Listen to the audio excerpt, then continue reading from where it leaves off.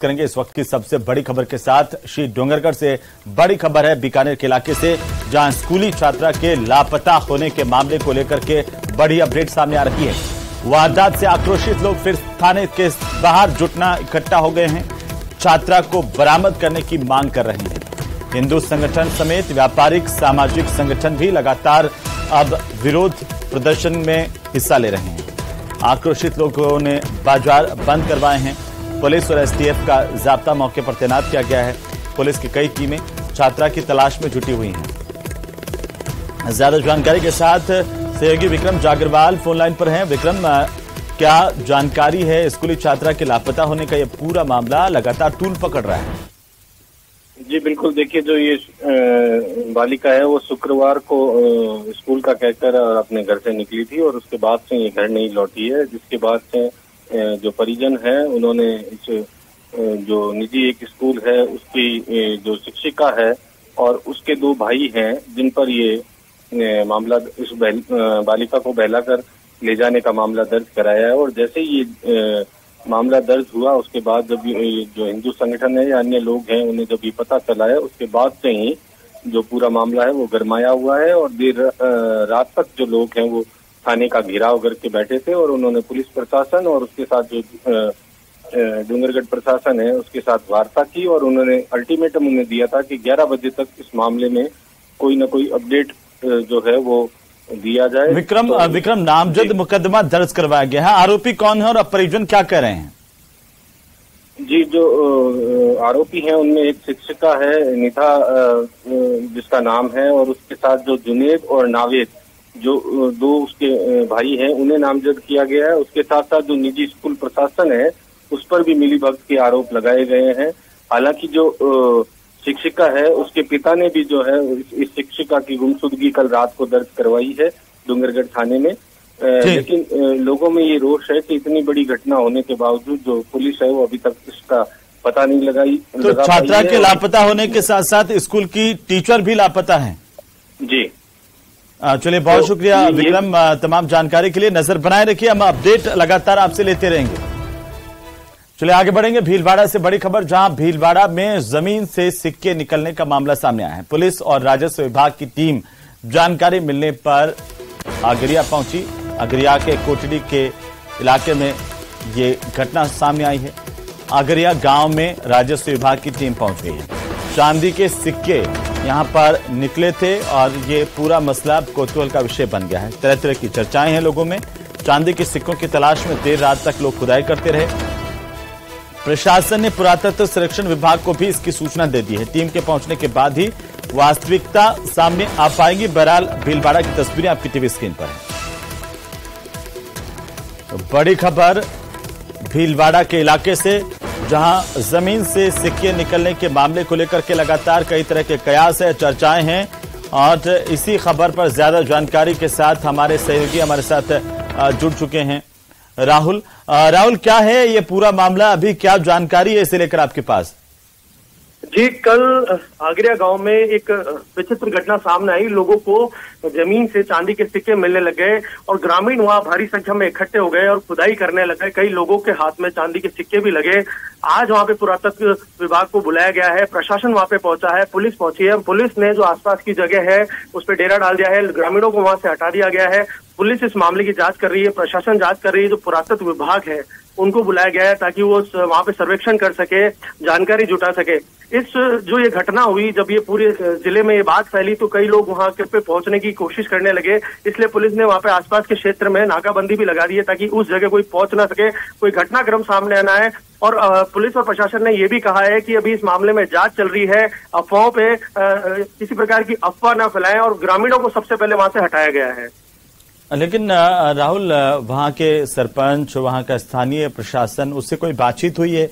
ये सिक्के किस तरीके से लोगों को मिले? क्या ये महज अफवाह है या वाकई वहां पर सिक्के मिले? और सिक्के मिले हैं तो क्या ये चांदी के सिक्के थे या नकली थे या कितने पुराने हैं? कई सवाल हैं लोगों के जहन में।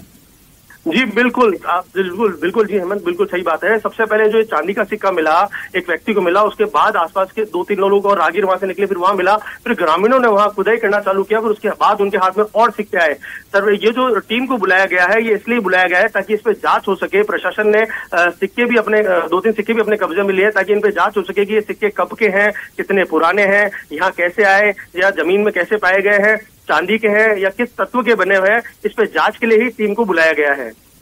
जी, और अभी मौके पर अगर प्रशासन के बड़े अधिकारियों की बात करें तो कोई पहुंचा है बड़ा अधिकारी? जी, जो वहाँ के जो प्रशासनिक अधिकारी वहाँ पहुंचे हैं, जो पुलिस का जाब्ता है वहाँ पहुंचा है, एसआई वहाँ पहुंचे हैं, वो भी इस मामले में जांच कर रहे हैं। वह इंतजार भी कर रहे हैं कि जो पुरातत्व की टीम है वहाँ पहुंचे। राजस्व विभाग के जो कर्मचारी है वो भी वहाँ पहुंचे हैं और अपनी कार्रवाई को अंजाम दे रहे हैं। जी राहुल, नजर बनाए रखिए, लगातार अपडेट हम आपसे लेते रहेंगे। बहरहाल बहुत शुक्रिया हमारे साथ जुड़ने के लिए, तमाम जानकारी के लिए। तो चलिए आगे बढ़ेंगे और इसी बीच कोटा से इस वक्त की सबसे बड़ी खबर आ रही है। सबसे बड़ी सियासी खबर पर हम आपको लिए चलते हैं, जहां कोटा में आज वसुंधरा राजे की महारैली आयोजित होने जा रही है और ये माना जा रहा है कि पूर्व मुख्यमंत्री वसुंधरा राजे इस महारैली और जनसभा के जरिए सियासी उद्घोष करने जा रही हैं। कोटा से आने वाले दिनों में राजस्थान में चुनाव है और इसे लेकर के सियासत लगातार गर्माती नजर आ रही है और इसी बीच बीजेपी के खेमे से बड़ी खबर है, जहां वसुंधरा राजे की आज कोटा में बड़ी रैली है। हाड़ौती के इलाके में ये बड़ी रैली वसुंधरा राजे की, जिसे लेकर के लगातार तैयारियां की गई और यह दावा किया जा रहा है कि यहां पर 2 लाख से ज्यादा लोग इस जनसभा में जुटेंगे। 18 से ज्यादा सांसद, विधायक और प्रतिनिधि शामिल होंगे। बीजेपी के कई बड़े नेताओं के शामिल होने की भी बात सामने आ रही है। विधायक और नेता पहले ही किनारा इससे कर चुके हैं। आपको बता दें कि जो कोटा के जिलाध्यक्ष है उनका बाकायदा बयान आया और बीजेपी के उन्होंने कहा कि यह बीजेपी का कार्यक्रम नहीं है, आधिकारिक तौर पर ये निजी कार्यक्रम है। लेकिन दूसरी तरफ वसुंधरा राजे की इस महारैली को लेकर के कई तरह की चर्चाएं भी है। वसुंधरा राजे आज इस रैली को संबोधित करेंगी। इससे पहले आपको बता दें कि तमाम तैयारियां पूरी कर ली गई हैं। प्रहलाद गुंजल से लगाकर के यूनुस खान और वसुंधरा खेमे के समर्थक माने जाने वाले तमाम नेताओं की जो है लगातार यहां पर तैयारियों को लेकर के उठापटक और मेहनत देखी गई और अब जो आखिरी क्षण जब कुछ ही देर में वसुंधरा राजे यहां पर इस रैली को संबोधित करेंगी तो ये पता चलेगा कि आखिरकार इस रैली में जितना दावा किया जा रहा था, क्या उससे ज्यादा भीड़ यहां पर आई है और क्या कुछ संदेश यहां की धरती से, हाड़ौती की धरती से आज वसुंधरा राजे यहां से देंगी। ये काफी महत्वपूर्ण होगा। आपको बता दें कि शंभूपुरा बाईपास पर यह रैली आयोजित हो रही है। मुख्यमंत्री रही राजस्थान की वसुंधरा राजे और उस दौरान से ही लगातार हाड़ौती के उनके दौरे रहे हैं और अब जब कांग्रेस की सरकार है और चुनाव में एक बार फिर से सरकार भी जा रही है और विपक्ष भी जा रहा है, उससे पहले वसुंधरा राजे की रैली कई मायनों में महत्वपूर्ण हो गई है। तो ज्यादा जानकारी के साथ कोटा से हमारे सहयोगी हैं ओम प्रकाश हमारे साथ फोन लाइन पर जुड़ चुके हैं। ओम, क्या अपडेट है इस रैली को लेकर के इस वक्त आपके पास?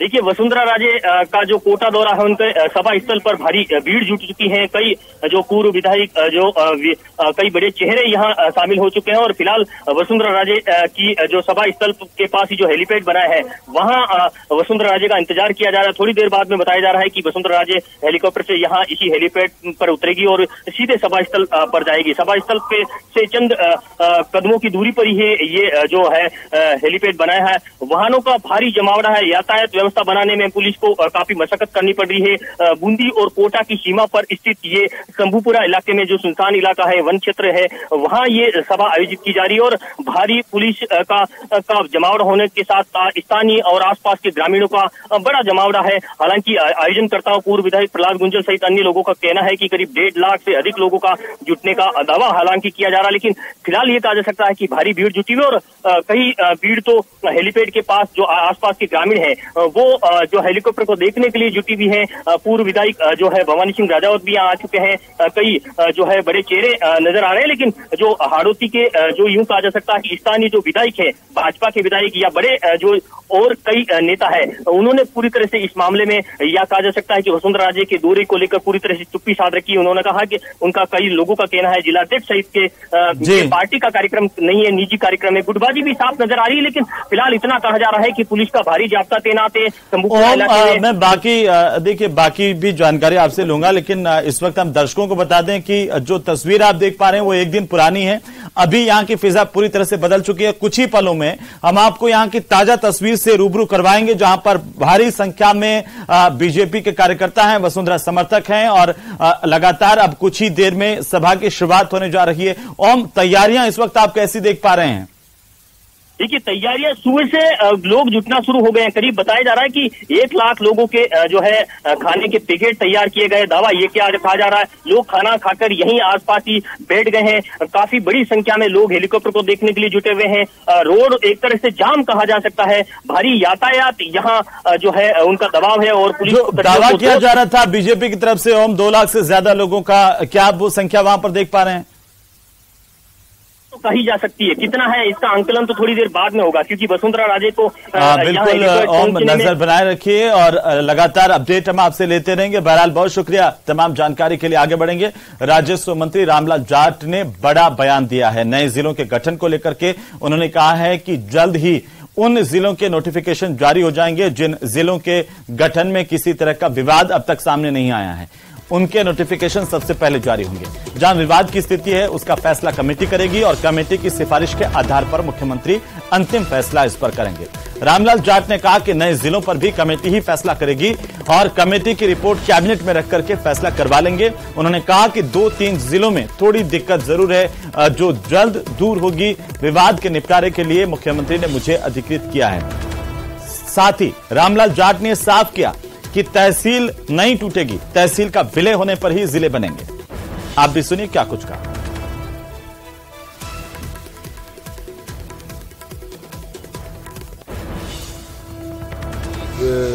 ने किया है वो करती है आम जनता की। फिर भी जब मुख्यमंत्री जी के पास ऐसी चीजें पहुंची है तो उन्होंने कैबिनेट में डिस्कशन करके मुझे इस काम के लिए सहयोग के लिए लगाया है। तो मैं जो आम हमारे जनप्रतिनिधि हैं, जनता की राय और हमारे जनप्रतिनिधियों की राय एक है, उसमें कोई दिक्कत ही नहीं मुख्यमंत्री जी को जिला बनाने में। और जब जनता की राय अलग है और हमारे जनप्रतिनिधियों की राय अलग है तो वहां सोचने समझने की। लेकिन इसमें भारत सरकार के कुछ नियम बने हुए हैं, उन नियमों में तहसील नहीं टूटा करती है। तहसील कोई गांव अलग से रेवेन्यू विलेज नहीं आता है, अलग से कोई पटवार मंडल नहीं आता है। इसमें तहसील का विलय होगा तभी जिला बन पाएगा।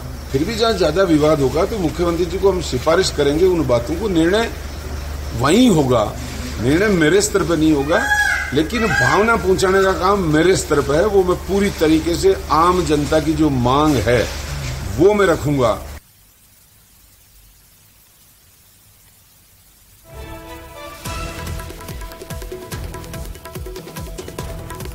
तो राजस्व मंत्री रामलाल जाट का ये बड़ा बयान, कहा है कि अंतिम फैसला मुख्यमंत्री करेंगे। हालांकि मुख्यमंत्री ने जिन जिलों में विवाद है गठन को लेकर के, उनकी जिम्मेदारी सुलझाने की मुझे दी है और मैं लोगों की बात को मुख्यमंत्री तक पहुंचाऊंगा। चलिए आगे बढ़ेंगे। एसएमएस अस्पताल में नेत्र रोग से जुड़ा मामला और इसे लेकर सबसे बड़ी अपडेट है। ऑपरेशन के दौरान संक्रमण फैलने के मामले को लेकर के डॉक्टर्स की बैठक इस वक्त चल रही है।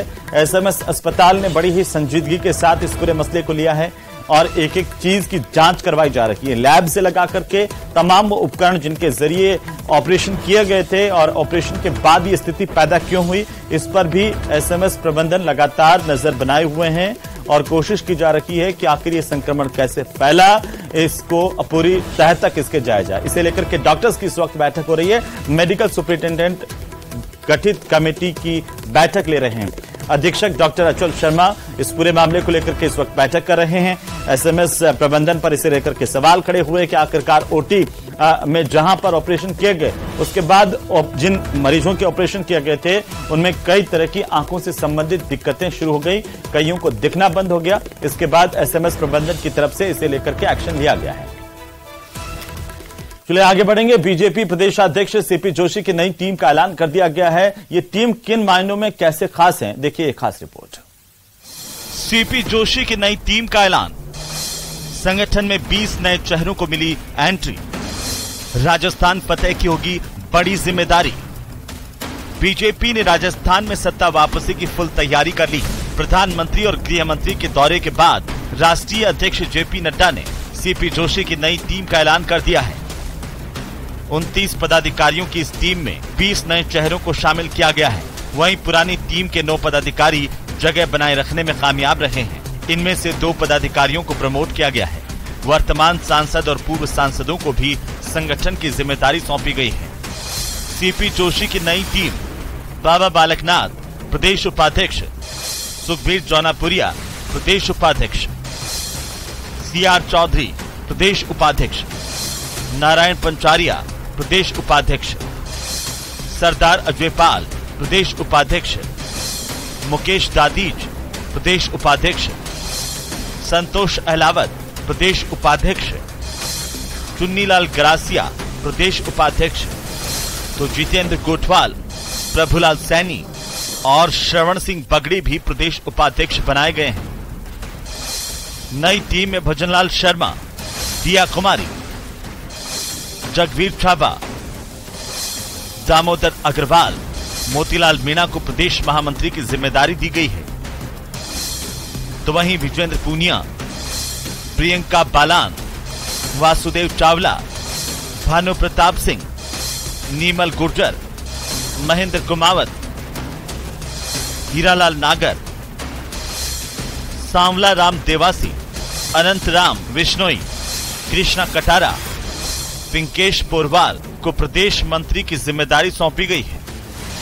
माना जा रहा है कि पुरानी टीम में शामिल कुछ पदाधिकारी इस बार विधानसभा चुनाव लड़ सकते हैं। इस लिहाज से पार्टी ने उन्हें संगठन की जिम्मेदारियों से मुक्त किया है। पुरानी टीम में शामिल जितेंद्र गोठवाल और श्रवण सिंह बगड़ी को प्रमोट करके नई टीम में प्रदेश उपाध्यक्ष बनाया गया है, जबकि सांसद दिया कुमारी और भजनलाल शर्मा प्रदेश महामंत्री के पद पर बरकरार रहे हैं। राजस्थान में जिस प्रकार जनता त्राहिमाम कर रही है, इस अशोक गहलोत की अकर्मण्य सरकार से इस राजस्थान की जनता को छुटकारा दिलाना है। इसी संकल्प के साथ हम सब काम करेंगे। मुझ जैसे एक आम कार्यकर्ताओं को पार्टी ने प्रदेश मंत्री बनाया है। इसके लिए मैं राज्य और केंद्र नेतृत्व को बहुत बहुत धन्यवाद देती हूँ। राजस्थान बीजेपी को गुटबाजी से बाहर निकालकर क्षेत्र, जाति, अनुभव, महिला और युवा समीकरणों को साधने की कोशिश की गई है। अब देखना होगा कि बीजेपी प्रदेश अध्यक्ष और उनकी ये टीम आगामी चुनाव में कितनी कामयाब हो पाती है। न्यूज़ 18 के लिए जयपुर से सौरभ गृहस्थी की रिपोर्ट। तो चलिए अब बात करेंगे केंद्रीय मंत्री के भरतपुर दौरे की। भरतपुर के बयाना में केंद्रीय वाणिज्य और उद्योग मंत्री पीयूष गोयल ने दौरा किया और व्यापारी सम्मेलन को संबोधित किया। इस दौरान पीयूष गोयल ने कांग्रेस पार्टी पर जमकर प्रहार किए। उन्होंने कहा कि जब जब देश में कांग्रेस की सरकार आई, महंगाई चरम सीमा पर रही है। राजस्थान में आज जनता त्रस्त है, पीयूष गोयल ने कहा, लेकिन केंद्र में बीजेपी की सरकार आने से आज देश की अर्थव्यवस्था मजबूत हुई है। और जब जब देश में कांग्रेस की सरकार आई, तब तब देश में महंगाई चरम सीमा पर जाती थी, बढ़ते रहे। हाल में मैं कांग्रेस के उस समय के वित्त मंत्री श्री पी चिदम्बरम जी का बयान देख रहा था। पत्रकार ने उनको पूछा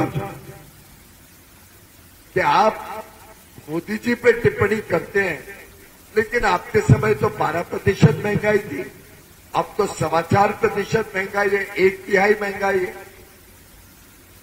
तो उसके जवाब में चिदम्बरम जी कहते हैं, उसकी जिम्मेदारी मेरी नहीं थी, प्रणब मुखर्जी की। मैंने अब तक कभी भी इतनी कमजोर व्यवस्था नहीं देखी। एक व्यक्ति जो बाद में राष्ट्रपति बन गया, एक व्यक्ति जो आज इस दुनिया में नहीं है, उनके ऊपर जिम्मेदारी ठहराना। तो चलिए आगे बढ़ेंगे और आरटीडीसी अध्यक्ष धर्मेंद्र राठौड़ ने एसएमएस अस्पताल पहुंच करके पूजा छाबड़ा के हालचाल जाने हैं। आपको बता दें कि सूरतगढ़ को जिला बनाने की मांग को लेकर के पूजा छाबड़ा अनशन कर रही थी और इसी दौरान उनकी तबीयत बिगड़ने पर उन्हें एसएमएस अस्पताल ले जाया गया, जहां पर पूजा छाबड़ा से मिलकर के धर्मेंद्र राठौड़ ने आश्वासन दिया कि उनकी मांगों को सीएम के सामने रखेंगे और जल्द ही अनशन खत्म होने की बात भी कही है।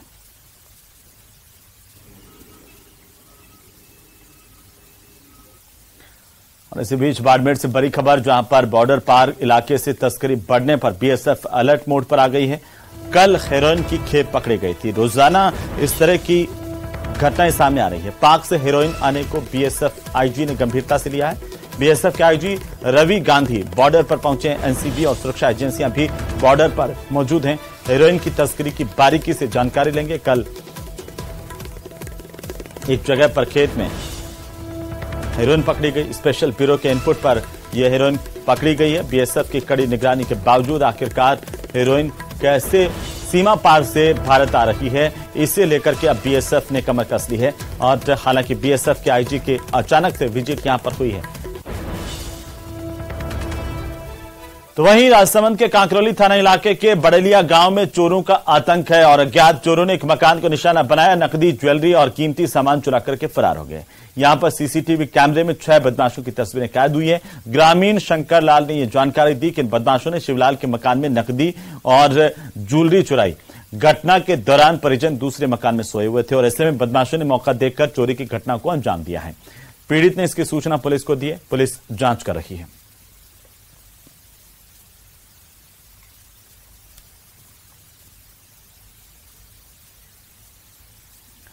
उधर श्रीगंगानगर के जस्सा सिंह मार्ग पर बाबा मक्खन शाह लबाना चौक पर असामाजिक तत्वों की ओर से शराब के नशे में शराब उड़ेल दी गई। ये तस्वीरें देखिए। स्थानीय वासियों की ओर से इसे पकड़कर के अब पुलिस के हवाले किया गया। जस्सा सिंह मार्ग स्थित बाबा मक्खन शाह लबाना चौक पर शराब के नशे में शराब उड़ेलने की यह घटना यहां पर लगे सीसीटीवी में कैद हुई है। शराब के नशे में बाबा मक्खन शाह लबाना चौक पर शराब उड़ेलने वाला यह व्यक्ति, जिसकी पहचान चंद्र सिंह राठौड़ के रूप में की गई है। ये चंद्र सिंह राठौड़ कैमरे में कैद हुआ है, जिसने यहां पर शराब उड़ेली। इसे स्थानीय लोगों की तरफ से पकड़ा गया और पुलिस को सुपुर्द किया गया है।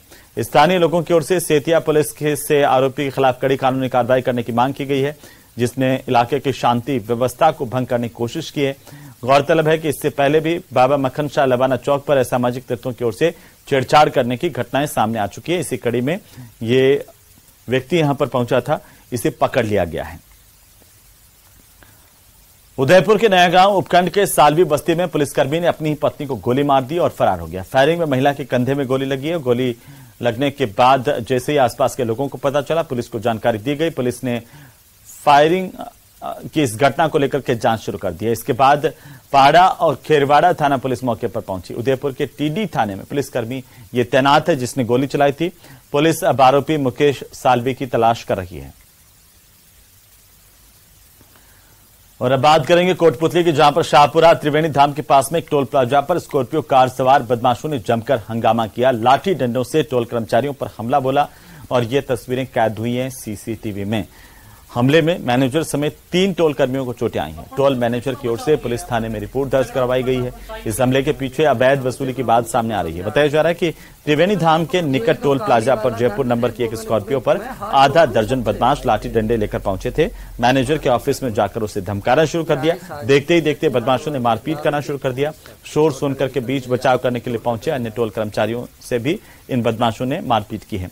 यहां पर लगे सीसीटीवी कैमरों में बदमाशों की ये करतूत रिकॉर्ड हुई है। इस घटना का वीडियो सोशल मीडिया पर भी वायरल हुआ है। सबको समझा रहे हैं। जब हमने उन्हें खोदेड़ा तो उन्हें गाड़ी में बैठ के सबको उन्होंने हम सब पे गाड़ी चढ़ाने का पूरा प्रयास किया और जाते वक्त बोले कि अभी ये तो टेलर दिया है, अभी तुमको बताएंगे क्या है, अगर नहीं पहुंचा डिमांड और तुम्हें जिससे कोई जो कार्रवाई करवानी वो करवा लेना। मेरा को विकास कहते हैं, ये कह के वो चले गए। और फिलहाल वक्त एक छोटे से ब्रेक का, जल्द लौटेंगे।